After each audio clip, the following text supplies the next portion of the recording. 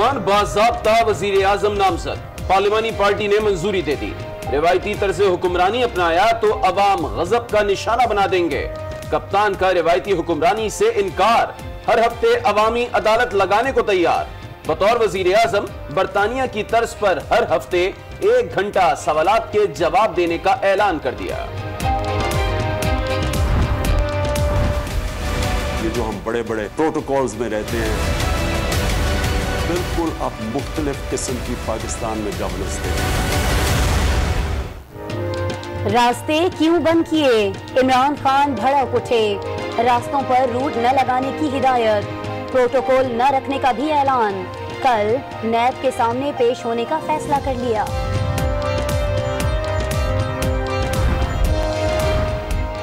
कप्तान हुकूमती इनिंग्स खेलने को तैयार, टीम के हतमी ऐलान का इंतजार। खिलाड़ियों के मुतवक्के नाम सामने आ गए। शाह महमूद कुरैशी स्पीकर, शहरियार आफरीदी या जरताज गुल डेप्यूटी स्पीकर की नशिस्त पर जिम्मेदारी निभाएंगे। शेख रशीद को वजीर दाखिला बनाए जाने का इम्कान। सिंध की गवर्नरी के लिए इमरान इस्माइल की नामजदगी मुतवक्के। क्रिकेट के मैदान में ओपोजिशन को कमजोर ना समझने वाले कप्तान ने ऐवान में ओपोजिशन को कमजोर करार दे दिया। अपने मुखालिफ को कमजोर ना समझो। ऑपोजिशन की जब मॉरल अथॉरिटी कमजोर हो जाए तो फिर ऑपोजिशन की सफों में वो बरकत और वो यकसुई और वो इत्तेहाद दिखाई नहीं देता। ऑपोजिशन की कमान शहबाज शरीफ के नाम। नून लीग ने वजारत उज़्मा के लिए मुत्तफ़िक़ा उम्मीदवार नामजद कर दिया। इंतखाबी नताइज मुस्तरद। 8 अगस्त को इलेक्शन कमीशन ऑफिस के बाहर एहतजाज होगा। कौमी असेंबली में पीटीआई के पास इतने नंबर्स नहीं जितने बताए जा रहे हैं। नवीद कमर का फैसला आपका में दावा। आजम स्वाति ने ओपोजिशन को साथ लेकर चलने का ऐलान कर दिया। मुल्क में तब्दीली के बाद यूरोपीय यूनियन का रवैया भी तब्दील। यूरोपीय यूनियन के सफीर पाकिस्तान का नाम ग्रे लिस्ट से निकालने के लिए ताउन पर तैयार। बनी गाला में इमरान खान से मुलाकात में यकीन दहानी करा दी। मनी लॉन्ड्रिंग केस में आसिफ अली जरदारी का जाती अकाउंट इस्तेमाल होने का इंकिशाफ। एफआईए ने रिपोर्ट सुप्रीम कोर्ट में जमा करा दी। जरदारी ग्रुप के अकाउंट से जाली अकाउंट में ट्रांजैक्शन का इल्जाम। जरदारी ग्रुप का मामले में मुलव्विस होना साबित होता है, एफआईए का दावा।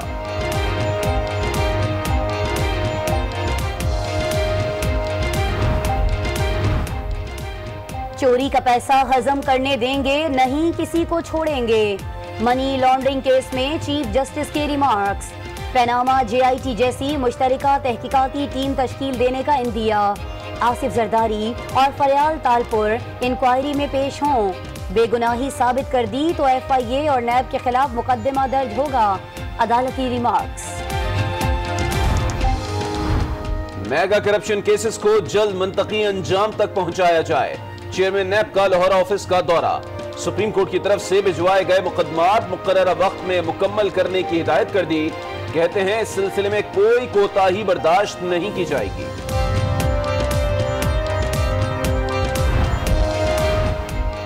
टैक्स एमनेस्टी से फायदा नहीं उठाया, अब कार्रवाई के लिए तैयार हो जाओ। बरतानिया और दुबई में गैर मनकूला जायदाद रखने वालों के खिलाफ एफबीआर मुतहर्रिक।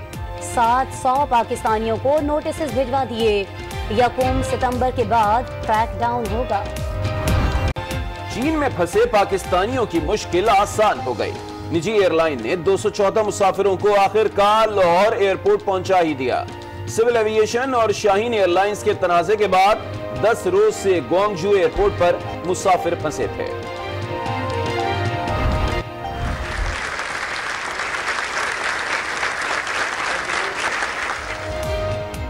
दहशतगर्दी को जड़ से उखाड़ने का तहैया कर रखा है।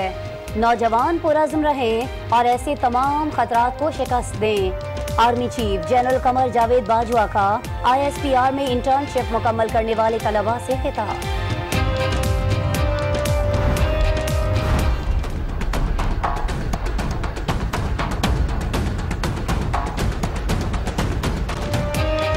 कराची का कचरा या कचरे में कराची, शहर भर में गंदगी के अंबार, शहरी मुश्किलात से दो चार। फेडरल बी एरिया में कचरा उठाने वाला डंपर गुज्जर नाले में डूब गया, ड्राइवर जाँ बहक हो गया, 2 बच्चे मुजजाना तौर पर बच गए।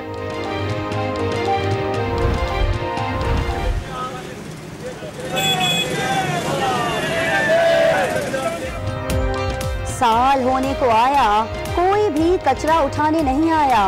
गुजरांवाला के शहरियों ने एहतजाजन कचरे ही की सालगिरह मना दी।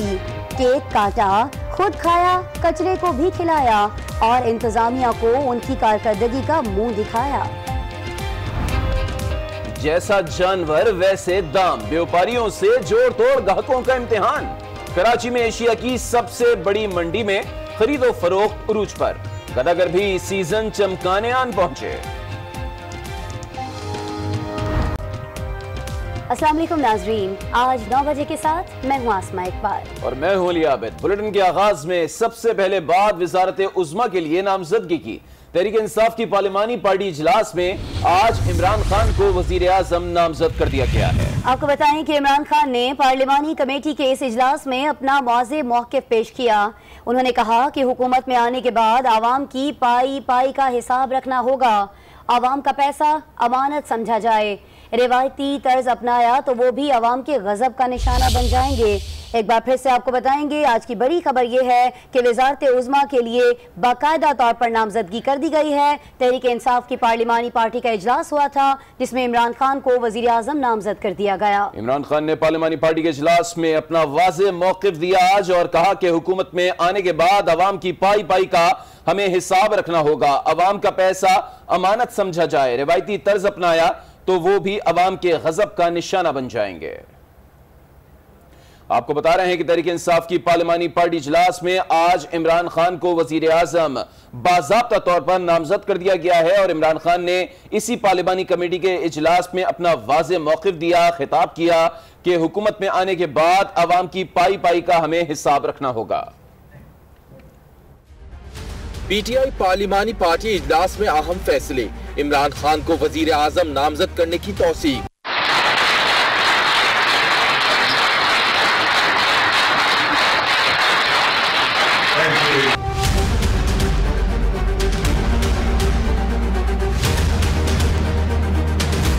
इमरान खान ने पार्लिमानी कमेटी में 2 टोक मौक़िफ़ सुना दिया। फैसले मेरिट और कौम के मफाद में होंगे। कप्तान ने खबरदार किया कि रिवायती तर्ज अपनाया तो हम भी अवाम के गजब का निशाना बन जाएंगे। इमरान खान ने कहा कि आज सबसे बड़ी जिम्मेदारी आन पड़ी है। पीटीआई का इक़्तिदार चैलेंजेस से भरपूर है। अवाम रिवायती तर्ज सियासत और हुकूमत की उम्मीद नहीं रखते। इमरान खान ने कहा कि आज अखलाकी तौर पर कमजोर तरीन हिज़्ब इख्तिलाफ का सामना है। आज अल्लाह ने आपको अखलाकी बरतरी दी है। आपने अवाम के पैसे को अल्लाह की अमानत समझना है, कौम का पैसा बचाना है ताकि अवाम की फलाह पर खर्च किया जा सके। बिलावल भुट्टो जरदारी जो मैच को सनसनीखेज बना सकते हैं। पीटीआई की नजर में बेशक ऑपोजिशन कमजोर है, लेकिन ये ऑपोजिशन टफ टाइम देने की पोजीशन रखती है। उधर नून लीग की मरकजी मजलिस आमला ने शहबाज शरीफ को वज़ारत उज़्मा का उम्मीदवार नामजद कर दिया है। मरियम औरंगजेब कहती हैं कि अवाम के सामने इमरान खान के ऐलान के बरक्स चीजें आएंगी।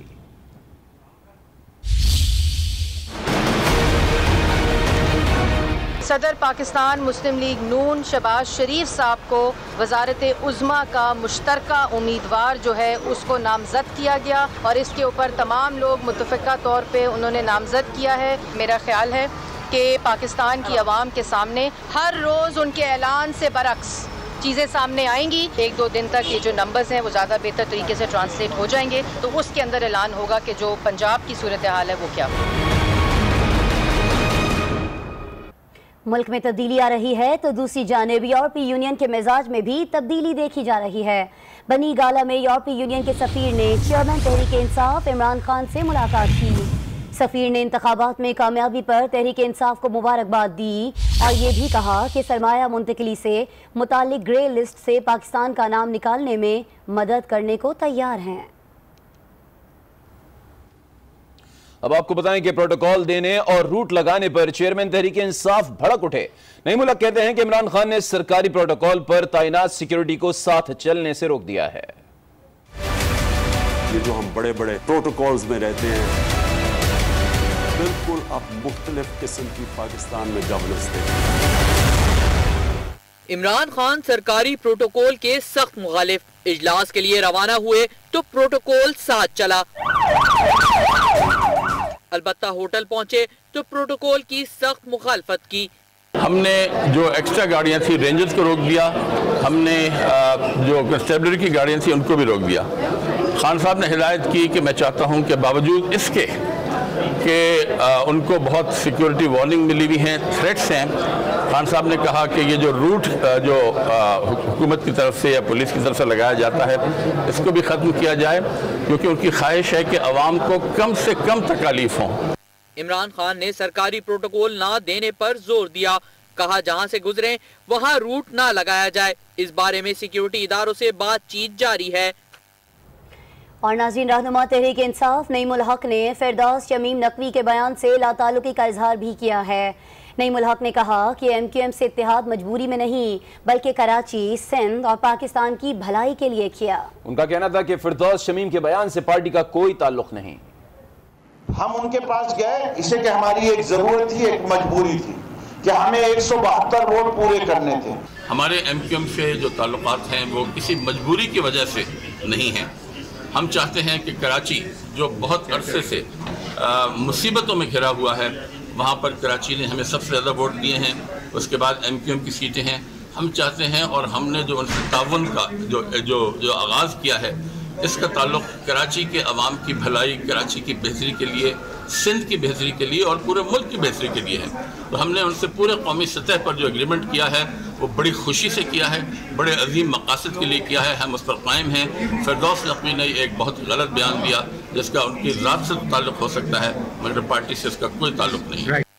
बुलेटिन में एक और बड़ी खबर शामिल करते हैं। सिंध में जाली बैंक अकाउंट्स के जरिए अरबों रुपए की मनी लॉन्ड्रिंग असखुद नोटिस केस में अहम तरीन रिमार्क सामने आए। चीफ जस्टिस ने कहा कि अकाउंट में चोरी का नापाक पैसा है, ये पैसा हजम नहीं करने देंगे।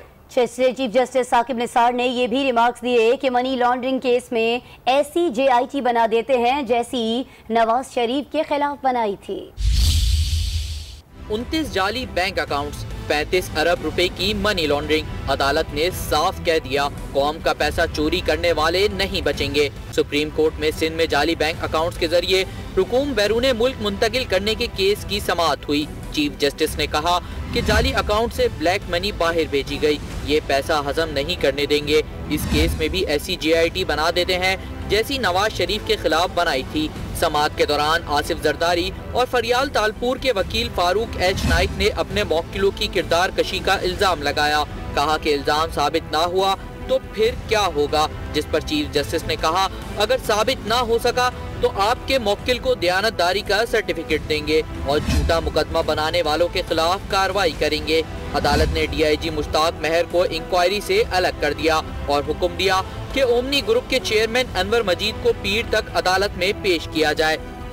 उधर जाली बैंक अकाउंट्स के जरिए मनी लॉन्ड्रिंग के मामले पर FIA ने नई तहकीकाती रिपोर्ट सुप्रीम कोर्ट में जमा करा दी है।